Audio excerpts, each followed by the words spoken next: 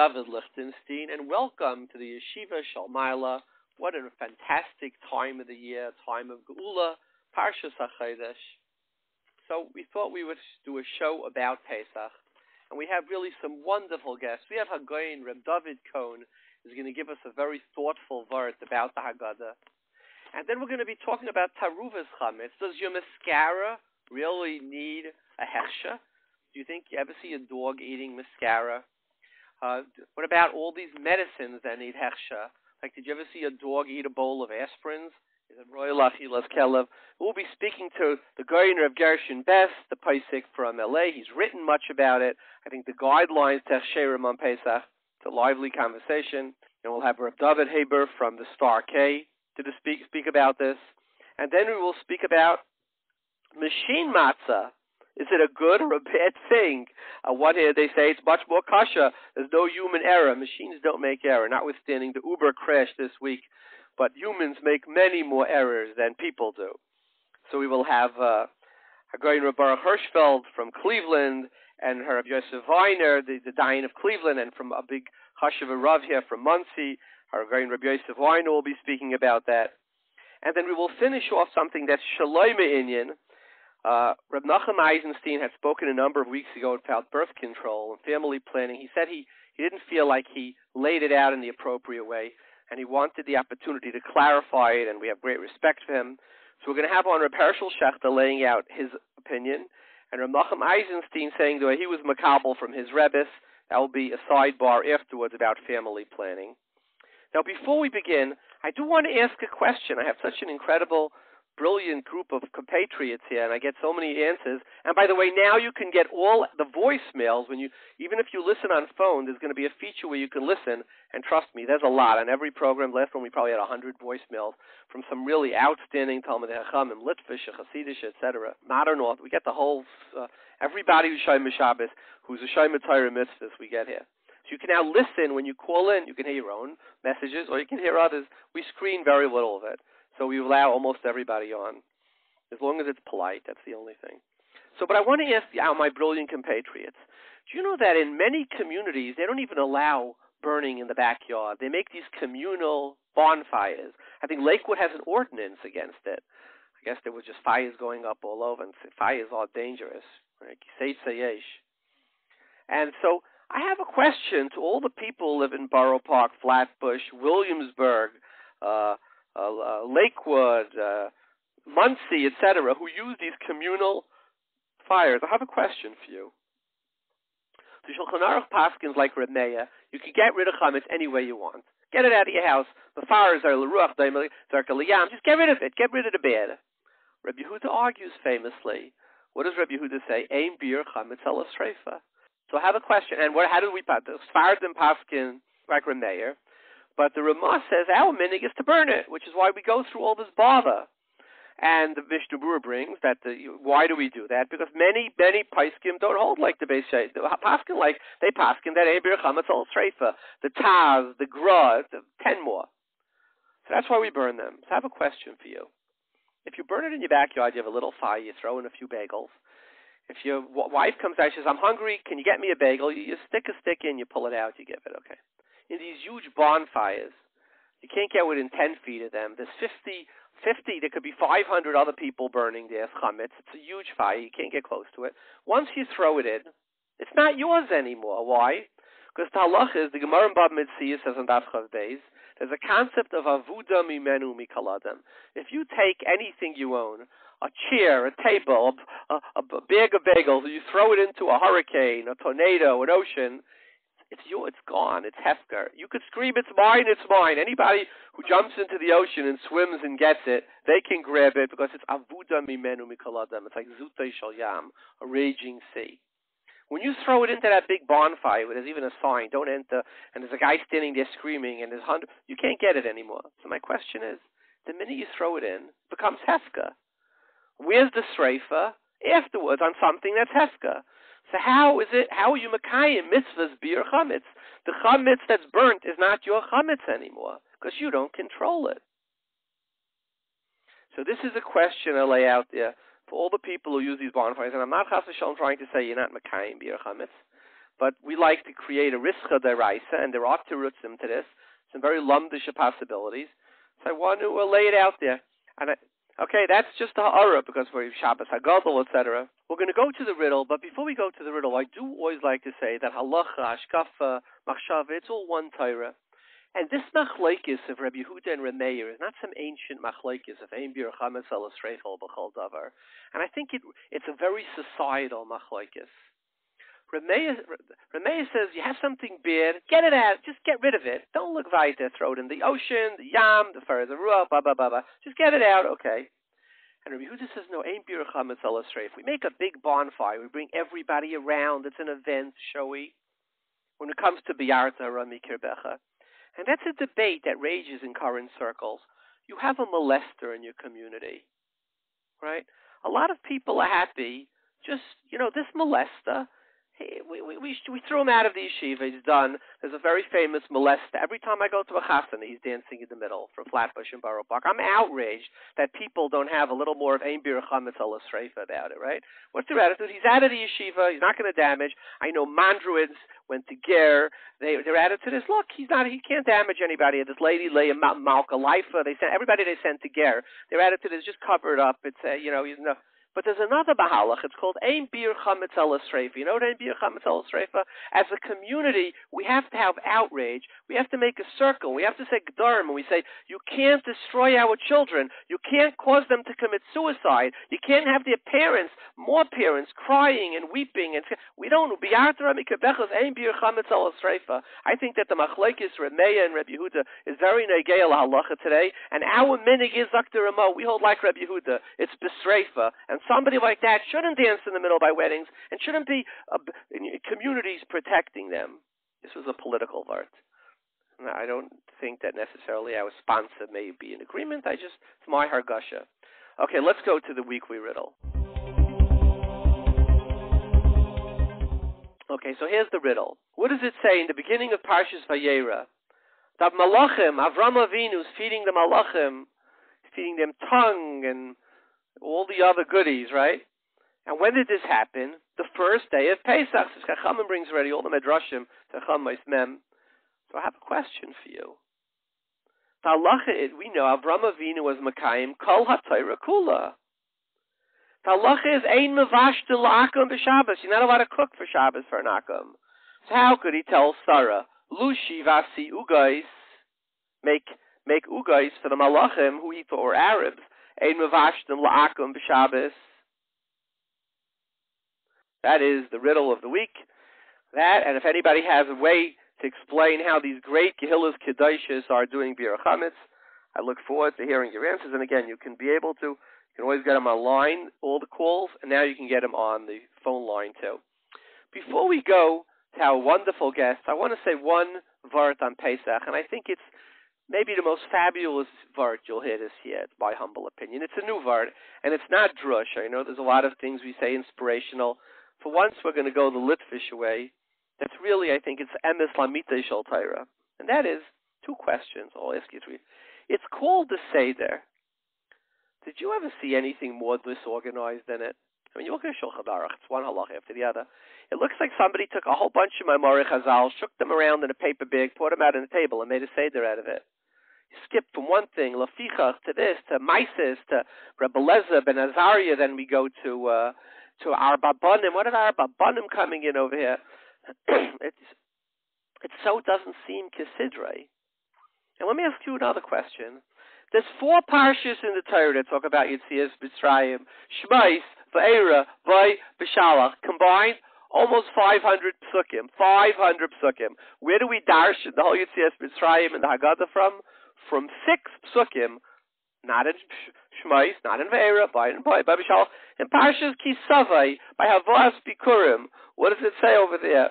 V'yanisa v'amartel v'Hashem alekecha. Arami Yaavetz Avi Vayered Mitzrayim Vayagasham say Madsham Go Atzum V'Rav Vayered Son of Mitzrayim. They took 6 psukim from Kisavai to make the Haggadah around it. It's absurd. And the last question is, it's not such a strong one. This is a really strong question. I tell you, 40 years I struggled with this. And the last question is, why is it called Haggadah? It should be called Sipur Yitzias Mitzrayim. So I found something fantastic in an old Haggadah of the Malbim, which I couldn't find. I looked down the Eitzra Chacham until we found it in a reprint. He says an amazing thing. It's a gift. Somebody showed it to me, and I share it with you, a gift, right, from my Chavru's Rabbi Yitzchak to all of Khal Yisrael. Here's an amazing thing. He says, why do we say Yitzias Mitzrayim by now? What's the mitzvah of Sipur Yitzias Mitzrayim? Where do we learn it from? We learn it from the Posek. V'yigadata lebincha b'yoyim ahu leimar. B'avrozeh asa Hashem li b'tzeisi Mitzrayim. That's what he says, mitzvah Haggadah. So Malm says the entire Haggadah, the not seeming Seder, is based on this. So let me just walk you through it step by step. V'yigadata. It starts with the son asks. You give him a short answer, and then it starts Maisa. What is Maisa? Rabbi Lazar, Rabbi Yeshua, Ben Azariah, Rabbi Tarfin, Rabbi Lazar. What's going on here? He says, who is the you? V'higadita. You should say, me? I'm not me. I learned in the best yeshivas in the world. I was a masmer. I don't know about Yitzias Mitzrayim. Do I look stupid to you? He says, Nachanu vilu kulanu hachanim, kulanu nevainim, kulanu zkeinim, kulanu yaidim es ha-Torah. V'higadita. Yes, it's on you. First thing. Then it goes, Baruch HaMakim. What's put Baruch HaMakim after the story? He says, Libincha, v'higadata libincha. Who? Keneged arba banim dibra Torah. Right? And it goes through, because you're going to say, my son? Do you know who my son is? My kids. My kid went here. He says, no, can I get that? Libincha, any type of son. A chacham, a rasha, a tam, a sheni yedei, an interested kid, a disinterested kid, a depressed kid, a happy kid, the best boy in the yeshiva, the worst boy. Libincha. Bayayimahu. What's the next thing? Right? What does it say after that? It starts, V'yigadata libincha bayayimahu. The next immediate passage after it says sheni yedei lishol is bayayimahu is yachol merish chaydish. When is the Yaimahu? Maybe it's Shabbos HaGadol. Maybe it's Yaimahu, Yacham Rosh Hashanah Leimer. Leimer. The word Leimer means L'olam Yilmer Talmidei B'derech Tzara, succinct. No, I'm sorry. Your 4 sons are sitting at the table. It's Leimer. They don't want to hear 500 psukim of Bereishis Shmais, Ve'er B'Shalach. They don't want to hear it. So we take 6 psukim, and what do? Seyu lamad mabike shlavan arami. They darshan those 6 psukim for the next 5-10 pages of the Haggadah, right? And then what do we say after that? V'yigadata lebincha v'yayimhu lemer bavur zeh. Right, we finished the lemer. What is bavur zeh? Bavur Pesach, matzah, Mora zeh. These bavur zeh asa Hashem li b'tzeisi Mitzrayim. So then it goes to the bavur zeh. What finishes right after the Babar? Again, makes no sense if you don't have the album. It's a beautiful tefillah. What's it coming in here? Bavur zeh asa Hashem li. What does li mean? Not to my grandparents. Lo yesavoseinu bolvad, ela af oisanu gali moem, lefichach anachnu chayavim lahides. Asa Hashem li. And then the last thing is, everybody asks, why do they split Khal? Half here, half there. Like the Baal has nothing to do with splitting Khal. You're not saying this al Tal. You just said B'tzeis Mitzrayim, so we have to say B'tzeis Yisrael Mitzrayim. So when we take the Haggadah and we shtel it out on that Posek, it's mamash kimin chayma. It's not at all random. It's absolutely beautiful and fits it perfectly. I think this is the best verse I heard on the Haggadah Shlamita Shel Torah in many years, and I'm happy to share it with you. Okay, let's go. Erev Shabbos HaGadol to our wonderful guests. Let's listen now to the wonderful Pesach message from HaRav Reb Dovid Cohen. Pesach is coming. We're by the Seder. There's so many different messages. What's the message of the Seder? I would say as follows. I believe it's really a machlokas in the Gemara. It's Leil Geula. That's what the concept of Pesach is all about. HaChodesh is Alachem, because why do we start from Nisim? Because it's Chodesh HaGeula. Let's define Geula. And there's Machlekes Rav and Shmuel in Pesachim Kuf Tazayin Amud Aleph. What's the essence of Maschul B'Gnus U'Mesayim B'Shvach that the Mishnah says that we start from something which is negative and we end up with something that's positive that we appreciate what Hashem gave us. So Rav says that the correct nusach of Maschu b'Gnusa v'Sayim b'Shvach is mitchila ivdei avodah zarah avoseinu v'achshech kavanu hamakom avodah. Shmuel says it's avodah mayinu and v'yotzienu. And I believe that the machlokus between Rav and Shmuel is a machlokus that they have in Sanhedrin Sadek Zayin Amid Beis to define what Gvul is. Over there is a machlokus when Mashiach is coming. That Rav says that kolu kol hakitzin, the Zman that Mashiach could come already arrived in the time of Rav. All we need is tshuva. And Shmuel says, whatever it means, it's interpreted to mean we went through enough. You don't need tshuva for Mashiach to come. And the Gemara says it's also a machlekes tanoim, and each one throws psukim at the other one until the Gemara says shosak Rabbi Eliezer, which most Rishonim would interpret to mean he gave up. I don't have an answer to your kasha, Rabbi Yeshua. And Rav and Shmuel argue in the same way. What is the machlekes? I believe that the interpretation is that according to Shmuel, Geula means that the shibud, hagolius, is no longer on us. No one is coercing us to do anything we don't want. That's what Geula means. So it's the Geulas haguf. No one is on my back. I'm a free person. And therefore, we went through enough Yisurim that we should be zeicha to this Geula. According to Rav, Geula is a relationship, that if a person doesn't have a relationship with HaKadosh Baruch Hu, he can't be considered a redeemed person. And that's why you must have tshuva. And what I am saying now, according to Rav, is really a Beferish Ramban in his preface to Chumash Shmois, where the Ramban says Shmois is a parallel to Bereshis.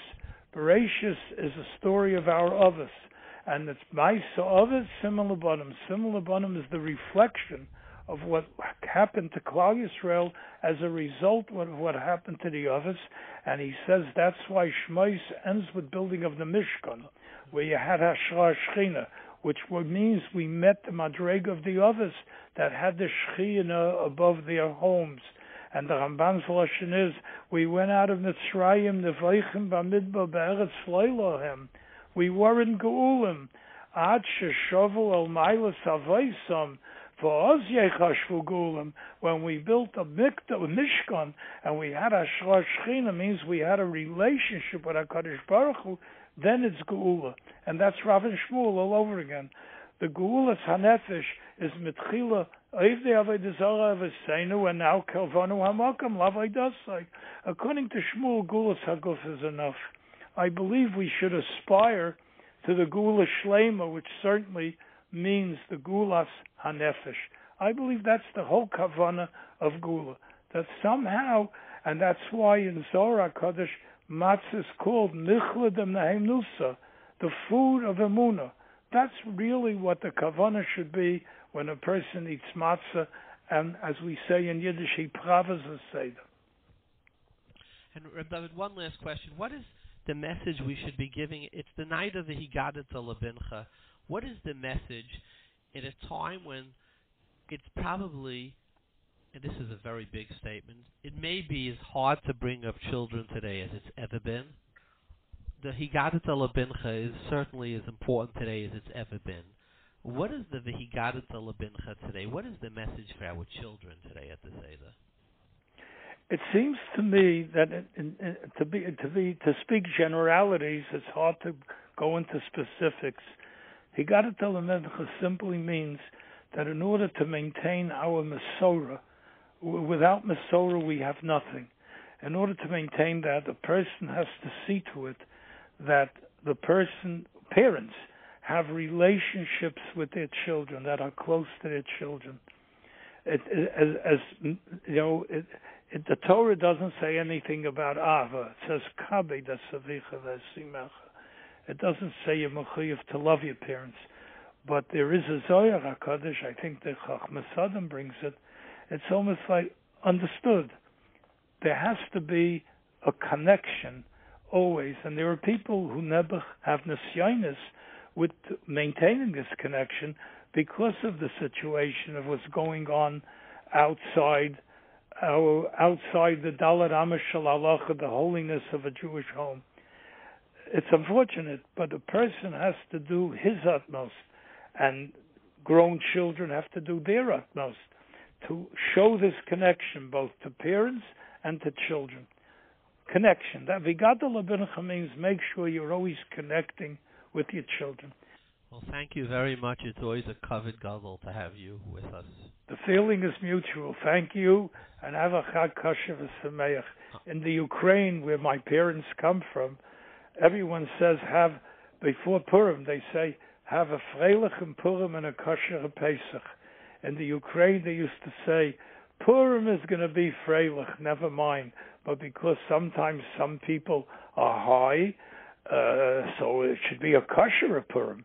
And when it comes to Pesach, the way people work to prepare Pesach, it's going to be kosher. But make sure that it will be a freilich Pesach as well. So if it was before Purim, I would tell you have a kosher Purim and a freilich Pesach. Amen.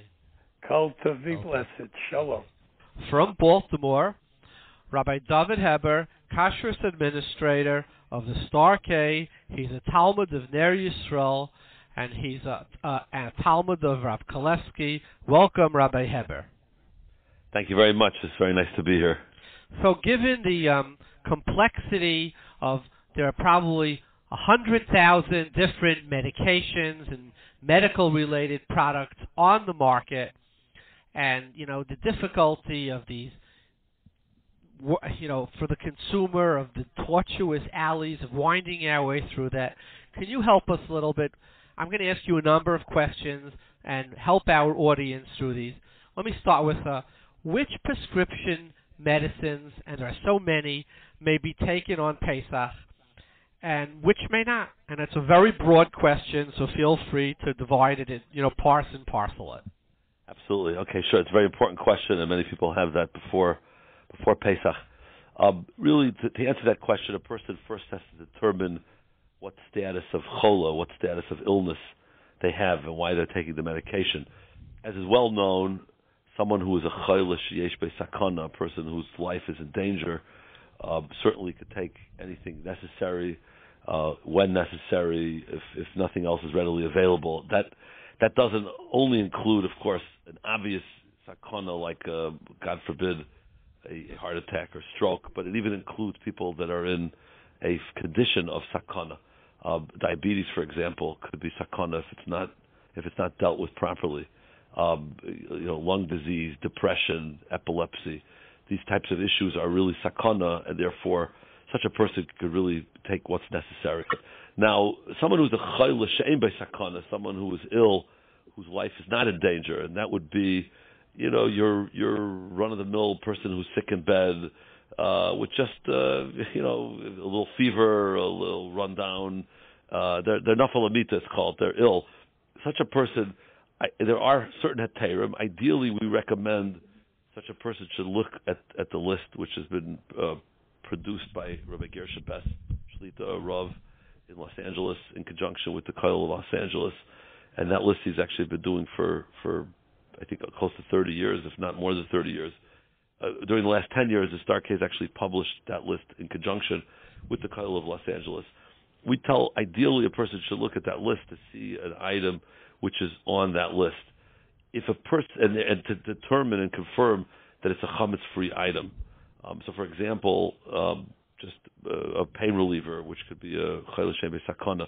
There are many lists. There are many items on our list, on that list of pain relievers. What we've included this year is a list of, we call it the quick pick list, which is pain relievers. It's got different types of medications, stomach ailments. Just a quick list of something. Someone wants to go out and buy something.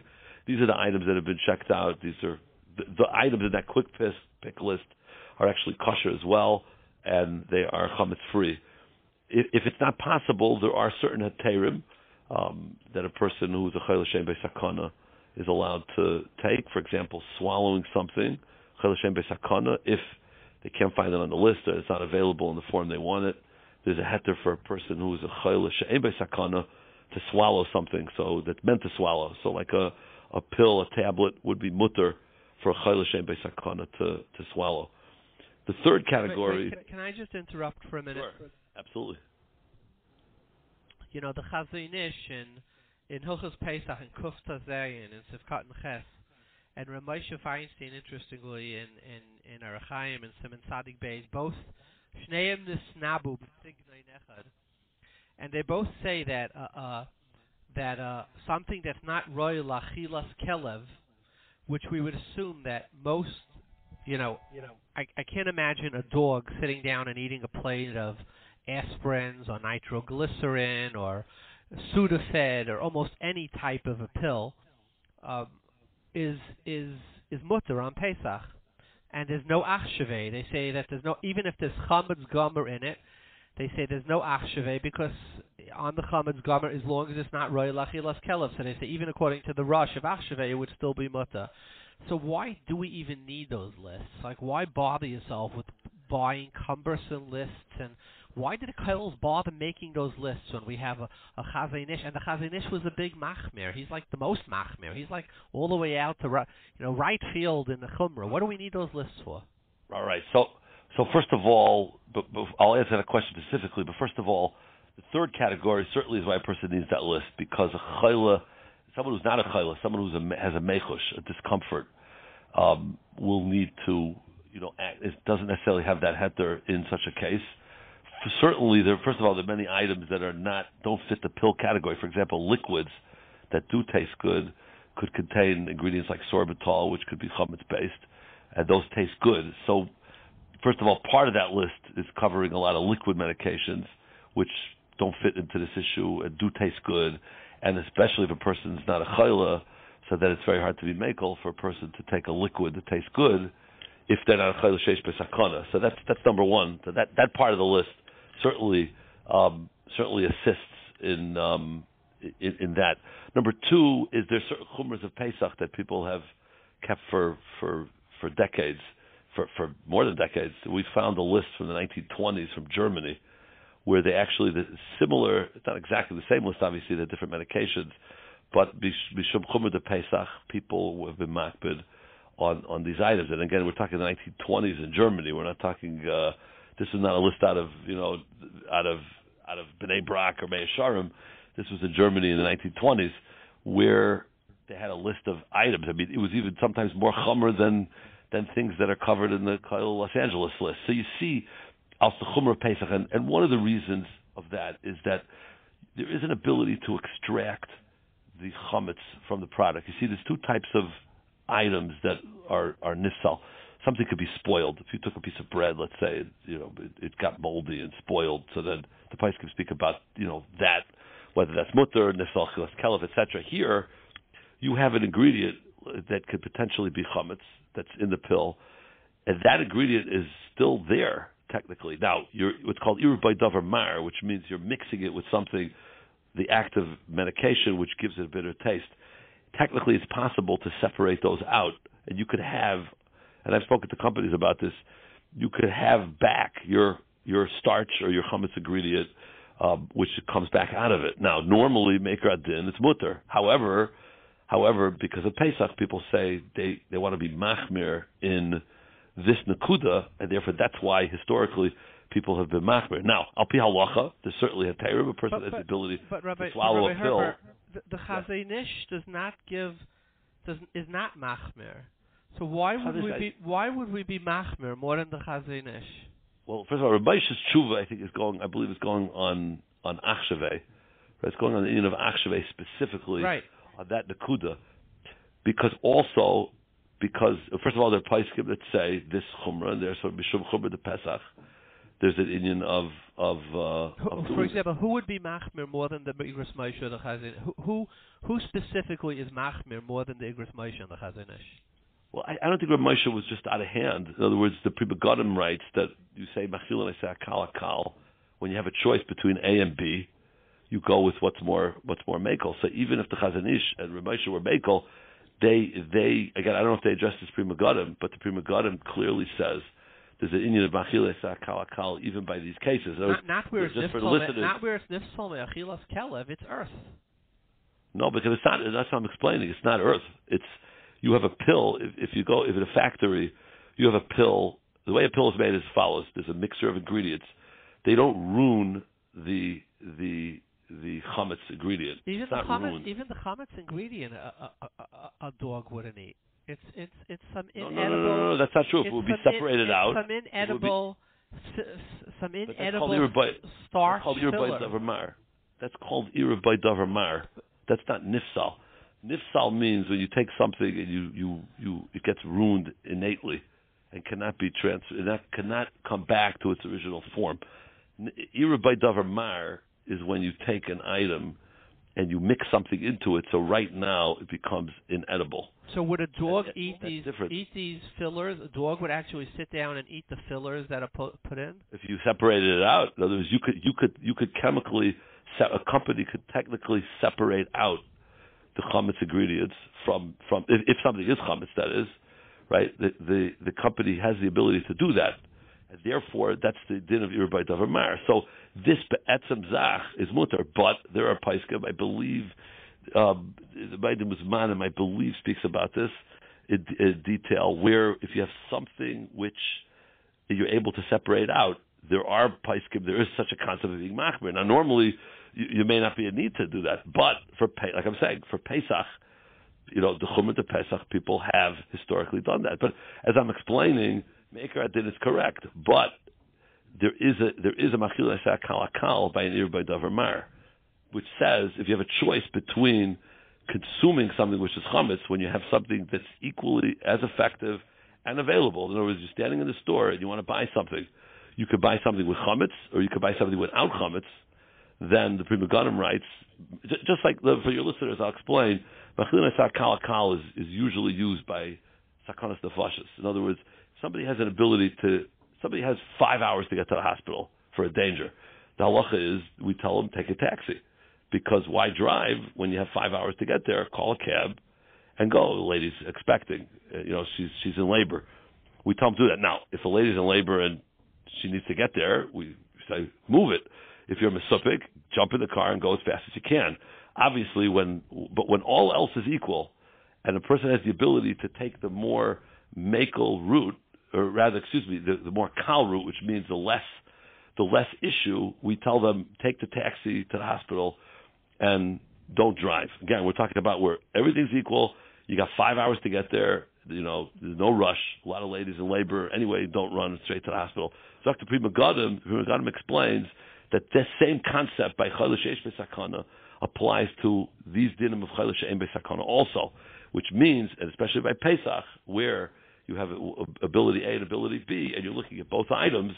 So why take the chametz item and come on to this? You may as well take the other route. But again, if you don't have that ability, and a person is a chayla, then certainly there. But Rabbi Heber, I respectfully, I would say there's a chilik, okay? That the din of machil and I say hakal is where you have two items there's a hierarchy of isser. Clearly, you go with the lowest isser, the next highest isser. You go up the hierarchy, right? Even these starches, even if you were to separate them out, they would still not be royal achilas adam. That's not true. They would be. They would be royal achilas kelev. No person is going to sit down and eat this type of starch and sit down with a plate of this type of starch. No, but you can take that starch and put it into whatever. However, but as it is, it's not going to be edible. So inedible. No, it's not if true. It's not royal achilas adam, it's only usher because of l'chama bayas ha'isa. So you don't have to worry about that on Pesach. There's a question. There's a product on the market called dextrin, right? Which is used. I forgot the trade name for it. It's a wheat dextrin, right? It's a dextrose item that people take and they mix it with water and they drink it. Now, is that edible? Yes, definitely edible. And what do they drink it for? They drink it for faber. Good, so that's but that's not a food that they drink it. Would you say Metamucil? But that's a Metamucil item. I don't mean that. Is Metamucil a food? No, if Metamucil happens to be kosher Pesach, because I don't mean that. But is somebody drinking a fiber for eichel or for bowel I movement. think if someone drank a fiber which is wheat derived, it may be a Yaavetz because it's edible. You mix it with water. That fiber, again, there's a real product in the market. Is there any hana? Is anybody going to drink Metamucil, unflavored Metamucil, and have any hana from it? I would not. I would clear say that if a Metamucil type product, right? If it's a Metamucil type product that is Chametz Gomer, no one would touch such a thing. I mean, Rahman al-Islam, to drink such a thing on Pesach, that's Chametz Gomer straight away. So we were asked the following shaila by a mechanech. Okay, he says, I don't have the money I have to make the choice between Shmurah matzah for Pesach or buying meat for Pesach. Which one do I do? I assume that the shaila was the whole Pesach Shmurah matzah. Yeah, in not other by words, the Seder, obviously. for the Seder, yeah. I assume he's going to be able to get Shmurah matzah for the Seder. Yes, that's but not correct. for the whole Pesach. Yeah, that's correct. Is that correct? Is my assumption correct? That's correct, yeah. Well, let's assume that. I'm going to assume that because anybody can get Shmurah matzah because, you know, you can go to a Gemach and get Shmurah matzah for the Seder. They're not going to give you Shmurah matzah for the whole Pesach, but for a Seder, they'll give you Shmurah matzah. So I'm assuming the shaila was he could either be machber to eat Shmurah matzah for the entire Pesach, or he could, and not have meat, that's what he could afford, or he could afford to buy meat. I would say if his minig was always to eat Shmurah matzah, he should be mater neder on that minig, and he should buy meat for Yontif, and only have Shmurah matzah by the Seder, but make sure to buy a brand which you know his Rav is comfortable with, or his HaRav is comfortable with, but not necessarily that it's Shmurah matzah. Well, Rabbi Heber, thank you very much, and I think you've really laid it out for the Olam very clearly, you know, what the halachas are and what the chumras are, and thank you for sharing your hashkafa and the halacha with us. You're welcome. I wish you and your mishpacha and all your listeners a Chag Kosher v'Sameach. Chag Kosher v'Sameach, and thank you for joining us. Take care. Bye-bye. On the phone from Cleveland, HaRav Boruch Hirshfeld, who's the Dayan and Rosh Kollel in Cleveland. Welcome, Rav Hirshfeld. Hello, thank you. So, Rabbi Hirshfeld, we were asked by a number of people the following question. We do not have enough money to do all the mitzvahs on Pesach. So our minig is to eat Shmurah matzah all of Pesach. After the first 2 nights, we have the following choice. We could eat Shmurah machine matzah, or we could eat hand Shmurah matzah. But if we choose to eat Shmurah matzah, which is expensive, we would not be able to buy our wife a new dress for Yom Tif.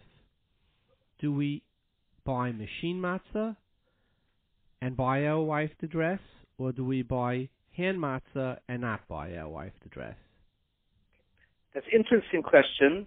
So I'd like to analyze the question by going through the pros and cons of machine versus hand matzahs. Why some people don't want machine matzahs and why some want hand matzahs. And I think from analyzing the reasons and pros and cons, we'll be able to come to an answer to this question. So when machine matzahs first came out, it was very much like a pulley system run by people turning wheels. As it evolved, it became electrical, and then the questions came into play as follows. The first bunch of Gedolim who said not to use machine matzahs felt it can't be lishma. We know Pesach Daf Mem u'shmartem es matzahs you have to have Shmurah u'shei matzahs mitzvah. And if a machine is doing it, so it's being done by itself. It's like matzah made by a goy or a cheshret for cotton who can't do a lishma, and it's not a kosher matzah to get its mitzvahs on Pesach night. So the first ones who asked machine matzah said it's not made lishma. It's like made like a cheshret for cotton, and therefore it can't be called lishma. Now, Lamaisa, both machine matzahs and hand matzahs have come a long way. Many chumas done nowadays that weren't done earlier to clean the equipment well and to make sure that everything's done well. So really, everybody seems to agree that you don't find by the machine and by the hand. Just some say there's slow entry of the machine might make a chimutz, but not everybody holds of that. So now, if a person asks, you can ask Pesach night by the Seder and for the whole Pesach using hand or machine matzahs. So I think the answer is like this. if somebody has a clear Messiah that his office or his part of the world where his parents came from, and they used only machine or only hand, he should carry on the meaning of the office. If the office will not put to have hand Shmurah for a whole Pesach, he should keep on that meaning. If it's only for the Seder they had it, unless the Pesach Lav Dafka, then that's also acceptable meaning. But you should keep the meaning of the office.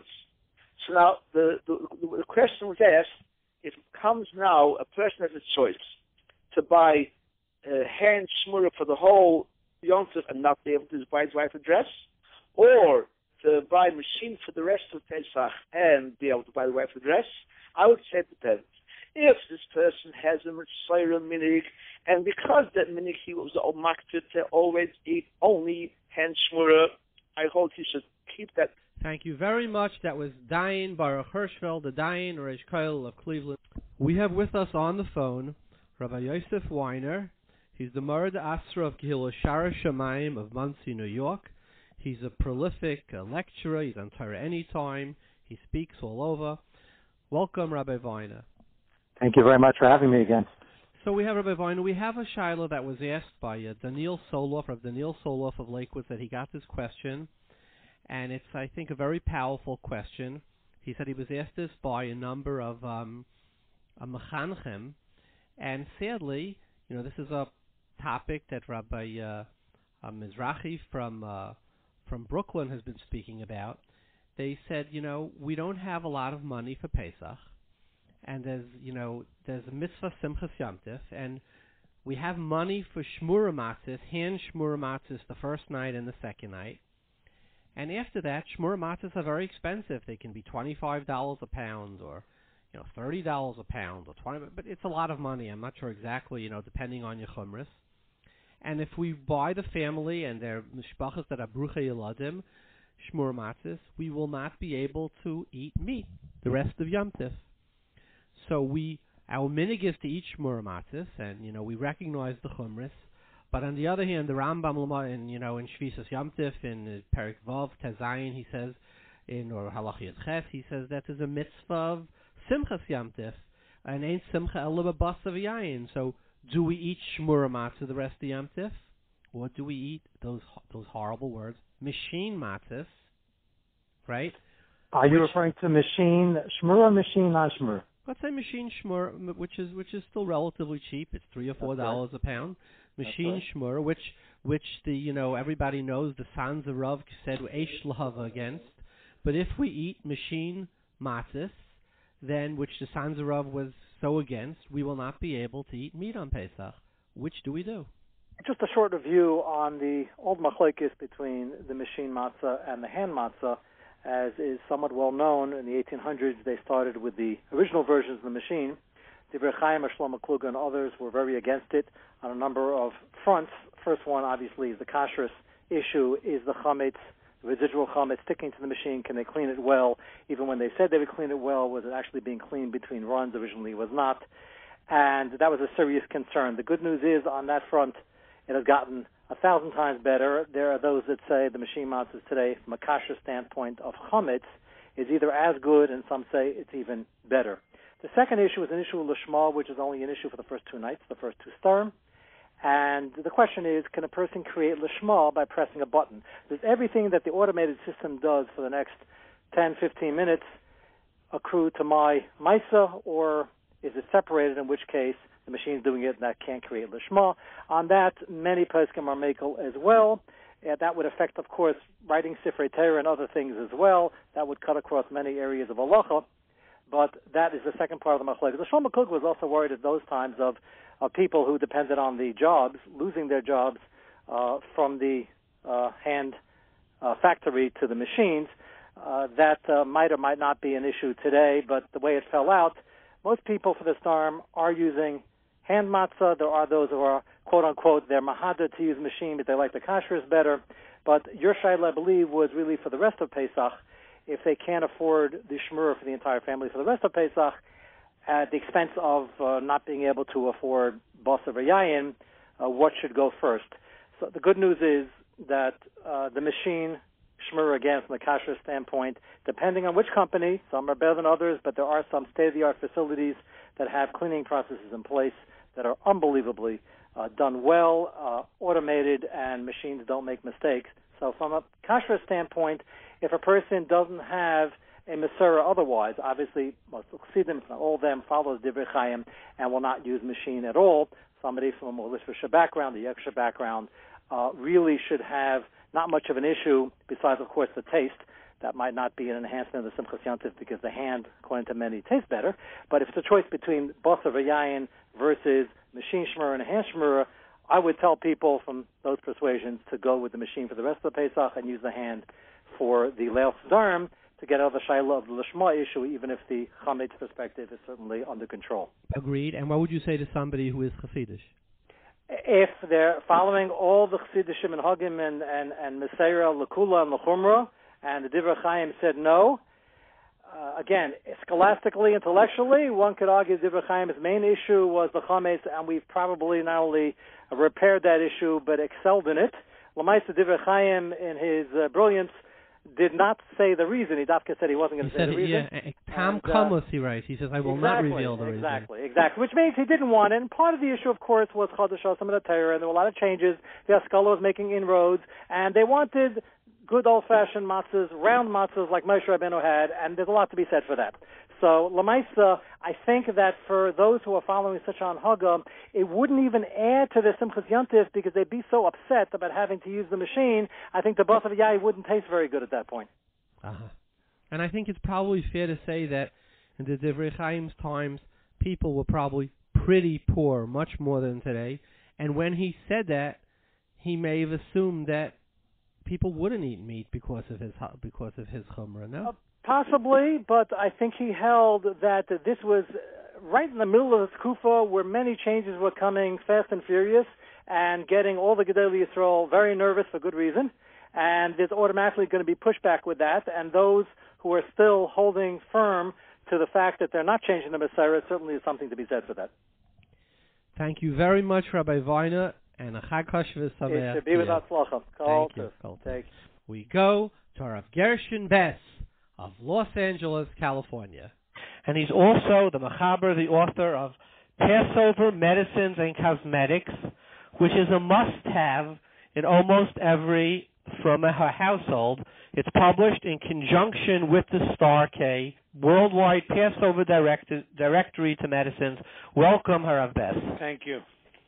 HaRav Bess, could you give us just a thumbnail? What does somebody do when they have some medicine? It's like an unmarked pill. What do we do in such a situation? Well, if medically the person needs it and he doesn't have the opportunity to be able to clarify whether or not there is a chametz in it, then they would have to take the pill. Because there are enough mekilim, meikar adin, that one could take it even if there is a chametz ingredient. If the person has the opportunity to check either some Pesach lists provided like by the guide that I put out as a public service of the Kollel in Los Angeles, or his Achdus has a very thorough list, and there are other lists. So that would, of course, be the best if they can get in touch with somebody, with a pharmacist who's able to look up to see if there are any suspicious ingredients. All the inactive ingredients are available for any prescription drug, and there are certain ingredients that can be a problem. For example, mannitol is something that is made out of wheat or corn, or polysorbate AV sometimes is made from a wheat, even though mostly it's not made from wheat, it's made from corn. So the pharmacist usually will be able to see whether there's any suspicious-looking ingredients. Xanthan gum is another one that can be suspicious ingredient. But Baruch Hashem, many of the medications, even if with one company they may add a mannitol, other companies, the same exact drug, will not add a mannitol. So usually the pharmacist will be able to clarify, or they can call his Rav, who will do his own research to find out. It's interesting, when I was in Eretz Yisrael, I asked Rav Meir Soloveitchik, Nebuch Zatzal, great loss for Klal Yisrael. I I asked him whether he had any Messiah or anything to say about this issue, about whether or not one should, and he said that his father, the Brisker Rav Zatzal, was makbid not to buy medications after Pesach from a pharmacist that didn't sell his chametz. So even if it was nifsal me'achilas kelev? Right. So Brisker Rav, that's what I asked him about. So Brisker Rav was machmir even on... Okay, that's the Brisker Rav. Not bringing it. But I'm just saying it was the minig of Klal Yisrael all through the generations to be machmir on this. So why wasn't the Chazon Ish machmir? Well, we don't know if the Chazon Ish was machmir or not. I don't know if it was machmir or not. When he writes in the Sefer, when he writes discussing the Iker Din, that is, but we know many things that the Chazon Ish writes in the Sefer Iker Din. So, the fact that he discusses it, even he himself has, a little footnote, not a footnote, but in the bracket, which means like a later Madura, that, he added on later that if it's Ma'ura B'yadayim, I'm sure you saw it, Almanasti eat the chametz if it's made before in order to eat it. So it's not like 100% clear. And also, we see his Meikil on another Nakuda, which is not so pashut in the Posek. In the Posek, constantly we see that by chametz, if it has to be nifsal me'achilas kelev. Chazon Ish learns like the Ran Taka says. Shalos had to learn of the Ran, but the Chazon Ish learns l'maisa that any time that the chametz is not in a position that it could make a dough use it as a sap, make it to be mechametz something else. So he says it only needs nifsal me'achilas adam. Now, it's taka and asvara, that's, one could surely extrapolate that from the Ran, but from the steamus hapoiskim all over, I mean, any of these chametzes to say that if I would put this in a bread, it would make it, ferment, is very rachik in the Metzias to say that. And yet, all the poskim constantly are using, in all these cases, when it's mixed with other things, he says that in these nifsal me'achilas kelev. So Chazon Ish seem to learn the Ran Mamet, not that it's a gilui in the din of chametz because of the royal chameya, but it actually has to really be royal chameya. Well, just add one more point to just say that the Bir Halacha says clearly that if a person takes a food, a chametz, and he mixes into it dvarim charifim, that because of the charifis you can't eat it. Like he asked as if it's like pashut. He says, "Isn't it pashut that that's not going to make the chametz be considered not nifsal me'achila? It's not going to be considered nifsal just because you were iruv by davar charif that machmas charifus and now it can't be eaten. That's not going to make possible the chametz. So it's not like 100% pashut. There's much like written and discussed about it. So if you're asking, whether there's a need for the list. I'm not known to be a machmir, and surely, everybody is going to say that if a person needs a medication with chulu, and he doesn't have available, that he should take it, no question.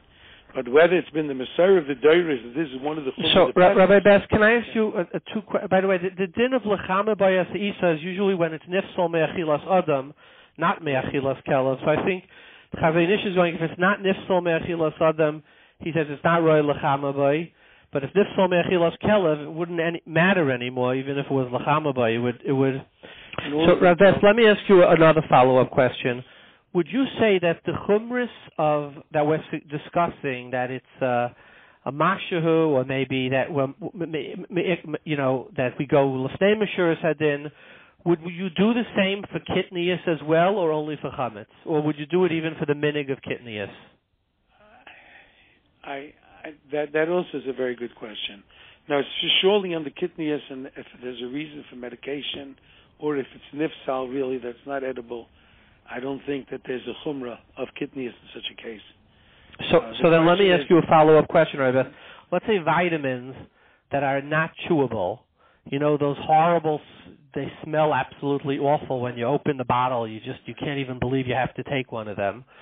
Would those, in your opinion, for Pesach, in a case by vitamins, assuming that the issue is kitnius, would you say on those they would also need a hechsher if it was a kitnius issue, or not? It's not fair to ask me that question, meaning that personally I don't know that there's a Messiah, any Messiah to be machmir on kidneys that are nifsal or medication. And my assumption is that there is no such chumrah that people took on. With chametz they took on, but with kidneys, etc., if it's not edible and it's not real achila, and if there's any tzarech at all, even vitamins, I personally would not be machmir on such a thing. So I don't know, but if you're asking a question, are there people that are machmir? I am sure that there are people that are machmir, and tov aleim bracha. The question is, what about if there's kidneys and it's taka bottle b'shishim? In that case, and I know it was put in l'chatchila for that purpose, and it's an eichel, is that something to be machmir about or not? Now, it's like, it used to be always that, all the Pesach lists would have that you can take this orange juice without hefzer, as long as it doesn't have citric acid. Now, the citric acid is mashahu compared, and the citric acid, maybe there's shayil chametz, but really, we know it's, basically from corn. So yet, seemed that maybe by eichel, it would seem that, people were more lenient on it. I mean, we're still a little bit more machmir on the kidneys than we came bottled even before Pesach. So again, it's very hard. I've discussed with some people, and they said, "Avada nisht," even if it's battle, the Pesach. So it's very hard to know exactly how far the Chumrah de Pesach goes. But I did see, and I'll share this with you, that I did see recently brought down. Actually, my son Binyamin Zev from South Fallsburg sent it to me.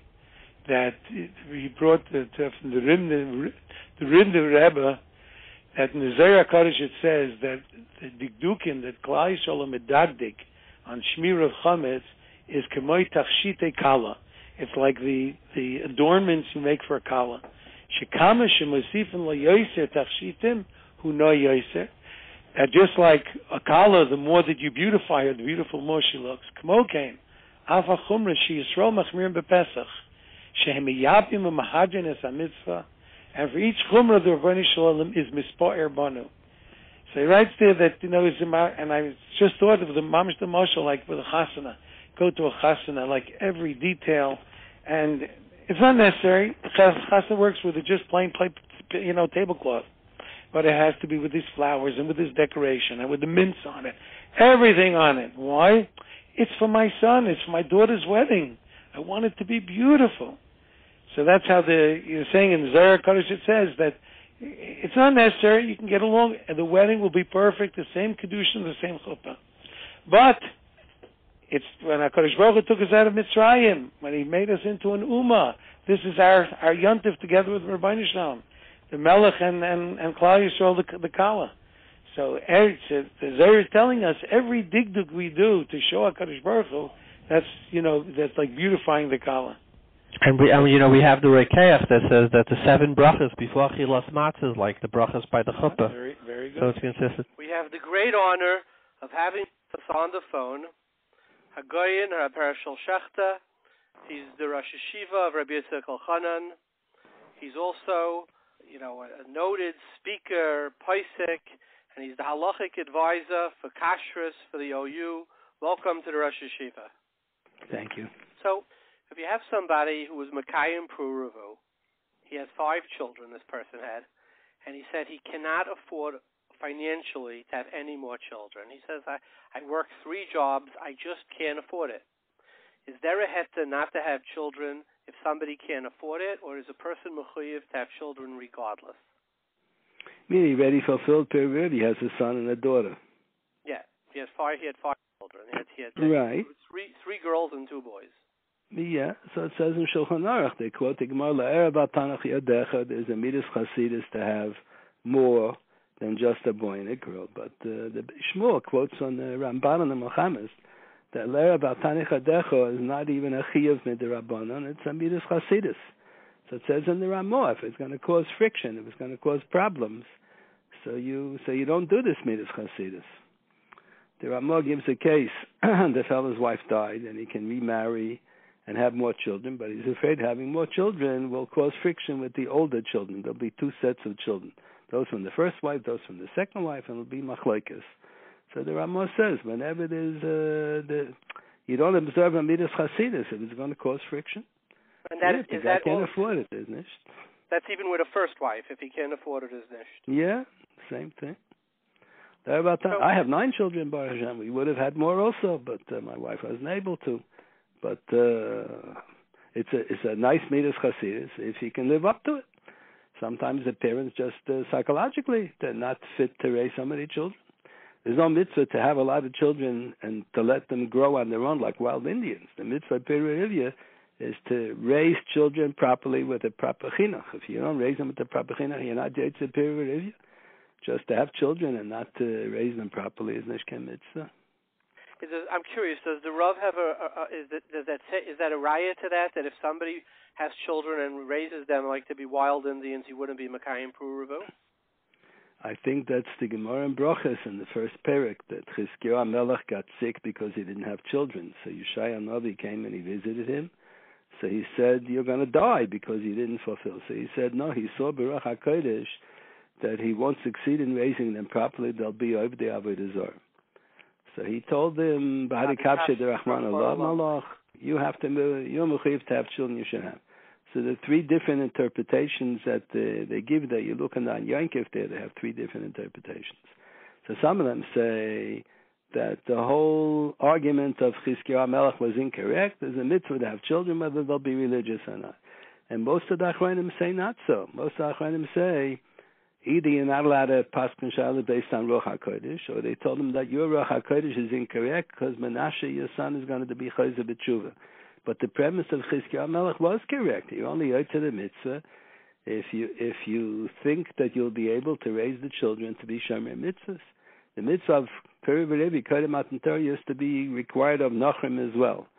Kodem Matan Torah applied to the Nochrim as well. And after Matan Torah, it changed only to Bnei Yisrael. Why only to Bnei Yisrael? Because Kodem Matan Torah, the nature of the mitzvah is prove Milas HaAretz, to populate the world. After Matan Torah, the whole nature of the mitzvah changed. Mitzvah is to preserve Yiddishkeit, to transmit Yiddishkeit to the next generation, that it should be transmitted weiter. But if he doesn't think he'll succeed in raising the children properly in Yiddishkeit, Shmiras HaMitzvahs, and in Menschlichkeit, and in being a normal human being, not to be a wild Indian, so then he's not in fulfillment of the mitzvah Peri. That was a shaila. Is there a mitzvah Peri if you live under the communists and you know that you will not succeed in raising your children as an observant Jew? The communists will make it impossible.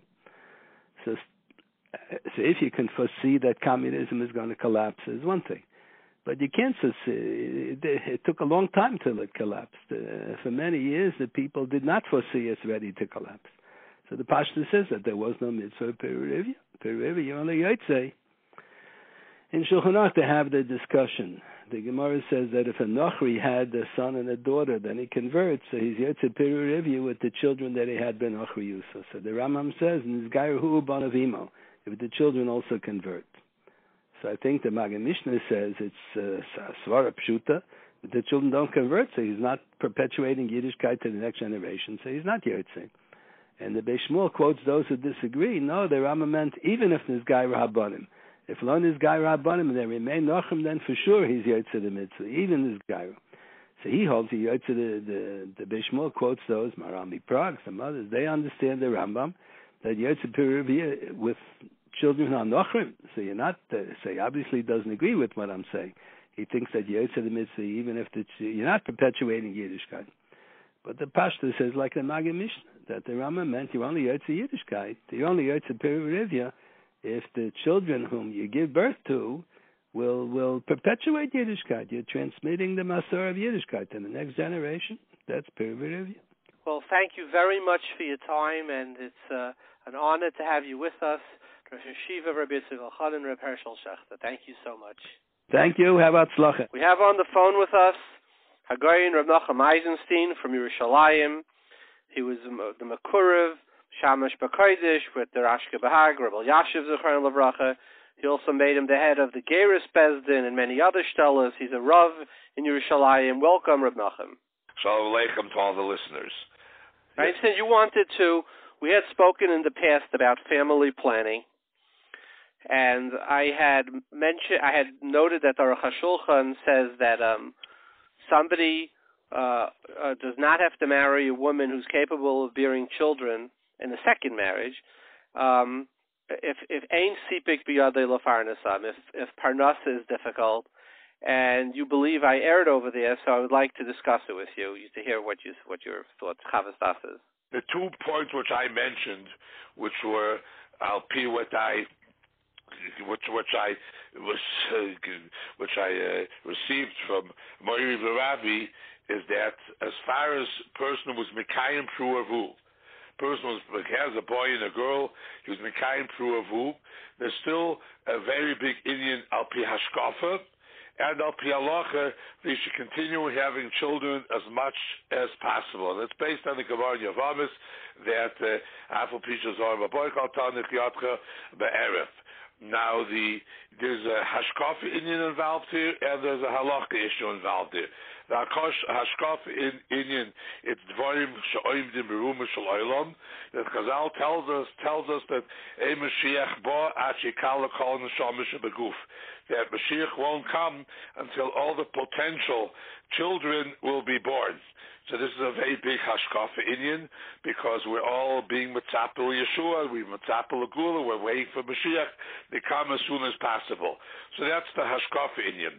The Halacha Indian is that a person is Mechuyev, besides Halacha Pruavu, is Mechuyev, there's a din Shabbos, and there's other halachas, which I don't think this is the place where we should go into all the details. However, the person doesn't have to look too far, that you can look in the first Beis Shmuel and the Taz and the other Noisei Kalim and Shulchan Aruch and Even Ezra, and it's very clear that even if a person was Mekayim Pruavu, that he has to try to have as many children as possible.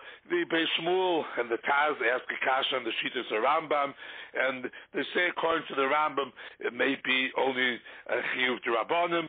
There's other poskim hold as a chiyuv d'Oraisa, but according to everyone, there's no question about it that a person should try to have as many children as possible. It's either a chiyuv d'Oraisa or a chiyuv d'Rabbanim. Now, there are exceptions, which we mentioned in the past. There are exceptions in exceptional cases, but there's conditions when these exceptions may be used.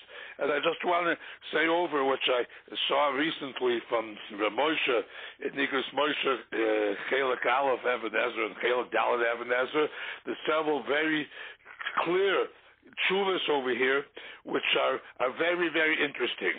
Rav Moshe also says that the person should be mishtadel, he should try as much as he can to have as many children.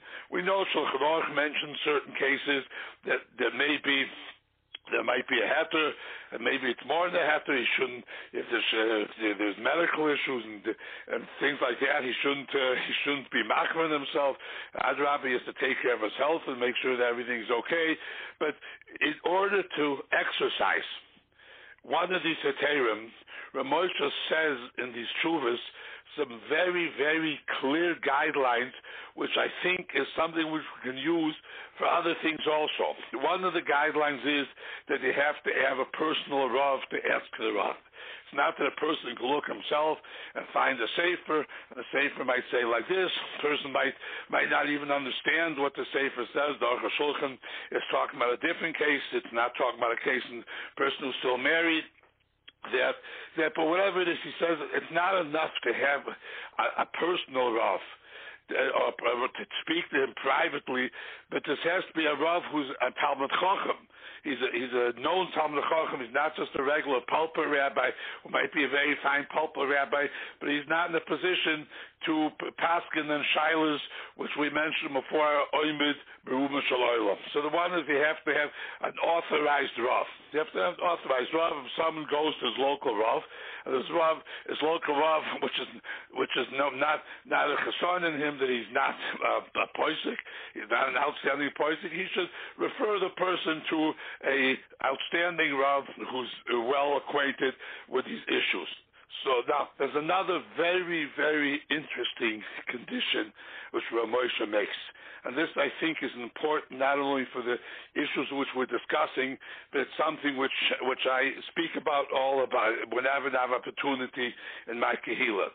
Is that Rav Moshe says that if a Rav gives you a heter, the heter is to be kept quiet in the secret. It's not that the husband or the wife should discuss it with her friends or with other people, for the simple reason, if a lady or a man is going to say, no, so we got a heter from a Rav to use birth control, and so the person will say, if you're using birth control, I could use birth control also. And they might even say what the conditions were, and the person will say, I exactly have the same conditions, and I don't have to ask a Rav. So Moshe mentions this in a very, very clear way. It could not be told. First of all, Matin Sneas is not a proper thing to go speak about these things. But he doesn't discuss that issue. He discusses the Mirshal Gadol will come out if people discuss it with other people, and there'll be Madama or Milso to compare one thing to another thing. He'll say, this hat is good for me also. And it's a thing which I speak about in my Kehilas. Everyone says that how do they do it? Everyone does it. So this is a very, very big problem, not only in these serious halachas, but regular halachas. Everyone does it. So they don't have a Rav. Now, I mentioned in the past that Rav Henkin, who was the Posek in America, before Rav Moshe came, and he was a colleague of Rav Moshe, he writes in the Hagdama, in the introduction to one of his earliest Svarim, Edis Yisrael, that it goes back to the 40s and the 50s, that when telephones, even in America, telephones weren't such a common thing. And he writes over there, he's very disturbed that when telephones have become more popular, people will not go to the Rav. They're going to call up the Rav and ask a shayla on the telephone. He says it's not a proper way to answer a shayla. You have to come to the Rav. When you come to the Rav, you can discuss it. There may be some things which are important, which you don't mention. When you speak on the telephone, things are much shorter. It's a whole different relationship. And Rav Henkin writes then that it's going to be a big danger, a mirshal, that people can start asking shaylas on telephones. So the Kollel came Pashat, a person, when it comes to serious inyanim, it's not that everyone does it, or this person does it. So this tshuva is a very important tshuva in Kol Torah Kula, that there's no such thing as everyone does it. So I'm talking in the name of the Rabbanim. The Rabbanim won't mind if you come and you'll ask them, even though it might be a lot easier. So once we're on the subject, I want to mention something, which is you're the best opportunity is to mention in you have a tremendous amount of listeners. It's in the same thoughts and the same Indian that Baruch Hashem today they have all over the world. They have these called telephone hotlines. They can call up shaylas 24 hours a day. I myself am a member. Also, I answer shaylas in several hotlines. Even people in America call me up once in the middle of the night in America. They know I'm one of the people being called over here. And they answer shaylas, which is very good. That if your Rav is not available, so you can call up this hotline. Now, I speak many times to the people who organize these hotlines, that the hotlines are a tremendous thing. If a person has a quick shayla in Posek he's a Kashrus shayla, has a simple shayla, call up the Rav and you'll get an answer. But the hotlines are not made. They're not made for delicate shaylas. A shayla which is a little more complicated. Shayla is more complicated, like I mentioned before. You have to have a personal Rav and speak to him on a personal basis. Because then I speak many times to the organizers of these hotlines, which I'm a member of some of them, that we have to limit certain shaylas which people ask. We should tell them, I'm sorry, the hotline is not made for this, and please go to your local rabbi. If you don't have a local rabbi, we'll try to set you up with a local rabbi. This is one of the things that's important. So I think which comes out of my discussion and again, I appreciate that you're giving me the forum to vent my opinion on these matters as far as birth control and family planning. A person has to make his ishtadlus. If he's married, even though he's mekayim pruavu, he should do as much as he can to have as many children as possible. When there's limitations, problems, difficulties, special situations, he should speak to a Rav Mumcha. Their Rav Mumcha will direct him what he should do. Let me take away what I'm taking away from this, and you be my Gia, because you're going to probably disagree. I'm saying that the Shulchan Aruch in Siman Aleph, Siman Ches, and Even Ezer says, Im yesh sipek biyadei, if you could afford it.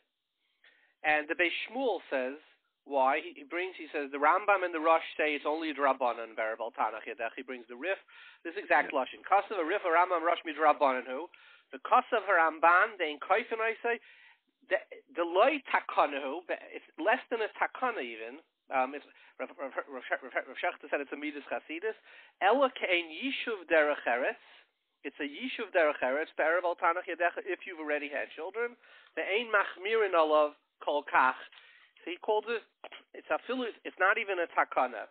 Reb Moshe in the tshuva that you mentioned, which is in Igros Moshe and Ezechel Ligdalad Siman Lamed Beis, says that it's clear that if he brings him the Ramban, because it must be that the Beis Shmuel paskins like this Ramban, that it's only it's not even a takon. I don't know what it is. Rav Hirshfeld shall call the midas chasidus, and Rav Moshe Nigros Moshe Chelik Dalad Siman Ayin Dalad Eis Bess says that regarding taking birth control pills, Rav Moshe says im kfar kiyum pruravu the yesh siba kalkalit. There's an economic reason.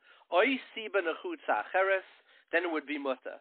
So Rav Moshe clearly paskins like the Aruch HaShulchan's understanding of the Shulchan Aruch im yesh sipik biyadei, and the lashon of the Aruch HaShulchan is shemakir ba'atzmei she'eni roy l'hayot yisa isha baspanim imamodei maspik lefarnasam, which is Rav Moshe paskins the same way.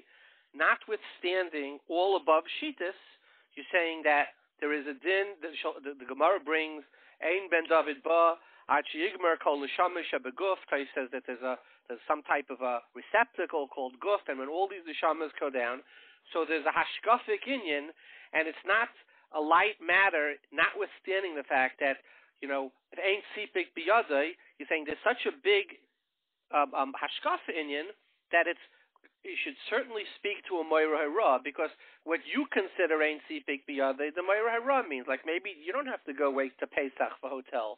Maybe that is called sipik biyadei leparnasam. Maybe you don't need the newest Cadillac or Lexus or whatever. Maybe that is called sipik biyadei. So you're standing, notwithstanding the brittle reading of the Shulchan Aruch, hashkafically and halachically, there is much to debate as to what the intent of these svarim is. Is that an unfair? Yes, you're summarizing in a very fine way that, again, a person, a layman, does not have the authority to decide on these issues himself. Rav Moshe writes, again, like I mentioned, one of the chuvas, they have to speak to a Rav Mumche. And it's not a question, maybe I should discuss with a Rav, not discuss with a Rav. It's a person who has to have a Rav. A Rav doesn't mean looking into Igros Moshe, into an Aruch HaShulchan, or to any of the other wonderful svarim which are available today. It means going to a Rav and discussing it with him personally, not on the telephone, and not that I heard, and not sending a shliach. So this is not a suggestion or recommendation, or it's a me'ikr the dinner, the way to deal with these issues. And again, I mentioned, and I agree with you, that there are certain situations where there would be haterim, and sometimes not only there be haterim, there will be chiyuvim in order to use birth control under certain situations, but these things can be decided only after discussing the matter thoroughly with the authoritative Rav who can answer. No one has the right to answer themselves. No one has the right to look into Svarim and say this is a passing. That's not a seilach HaRav. It might be you can do your homework when you go to the Rav. You'll be able to be more acquainted with the issues. You'll be able to discuss it with the Rav on a higher level. A person's royal kach, a person's Talmid Chacham, the Ben Torah, Yeshiva man. They can go to the sugyas themselves, but the final decision is only by a Rav, an authoritative Rav, who will hear all the facts and all the situation, and then he'll decide. No one has the right to decide himself. As always, it's an honor and an interest having you on. Thank you very much for joining us. Bye-bye.